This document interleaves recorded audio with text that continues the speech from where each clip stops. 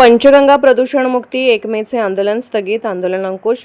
पंचगंगा नदी प्रदूषणमुक्तीसाठी शिरोळ तालुक्यातील 11 गावांच्या वतीने गेल्या 2 महिन्यांपासून सुरू असलेल्या आंदोलनाला तात्पुरती उसंत देण्यात आली आहे.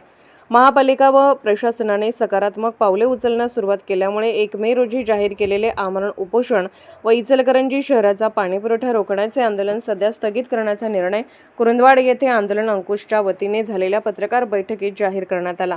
यावेळी बोलताना आंदोलन अंकुशचे धनाजी चडमुंगे व सुनील कुरुंदवाडे म्हणाले, नदीत इचलकरंजी येथील प्रोसेस उद्योगांचे रासायनिक पाणी व महापालिकेचे मैलयुक्त सांडपाणी थेट मिसळत असल्याने गेल्या 20 वर्षापासून परिसरातील गावे, शेती व जनावरे यांना मोठा फटका बसत आहे.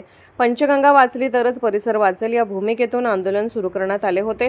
या पार्श्वभूमीवर प्रांत कार्यालय, महापालिका पदाधिकारी व अधिकाऱ्यांना निवेदन देत सातत्याने पाठपुरावा करण्यात आला.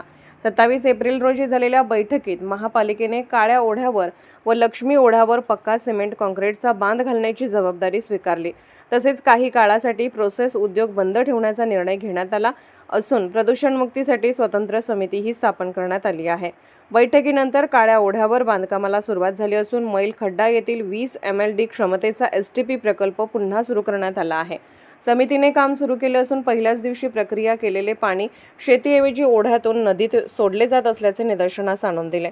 दरम्यान बांधकाम थांबल्यास, प्रदूषित पाणी पुन्हा नदीत सोडल्यास किंवा समितीचे काम खंडित झाल्यास इचलकरंजीचा पाणीपुरवठा रोखून आंदोलन पुन्हा तीव्र करण्यात येईल असा इशारा देण्यात आला. पंचगंगा प्रदूषणमुक्त होईपर्यंत लढा सुरूच राहणार असल्याचा निर्धारही यावेळी व्यक्त करण्यात आला. यावेळी आयुब पटेकरी, राकेश जगदाळे, दीपक पाटील, अक्षय पाटील, प्रभाकर बंडकर, प्रणव ढाले, बाळासाहेब भिडे, अमोल गावडे, आनंद भातमारे, सुनील सावंत आदी उपस्थित होते.